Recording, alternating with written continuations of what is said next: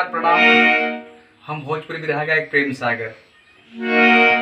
एगो समय उ रहल जब राधा किशन का प्यार अमर भरोसा रहल, विश्वास रहल।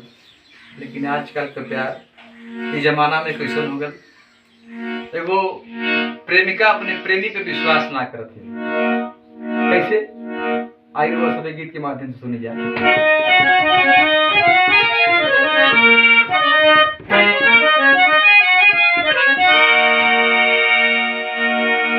अरे देखो ली रील पे तयाइल हो दिल तो इंस्टा पे ट्रेंड करेलू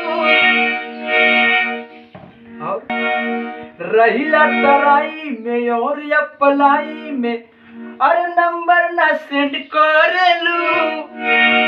देखो ली रील पे तयाइल हो दिल तो इंस्टा पे ट्रेंड करेलू।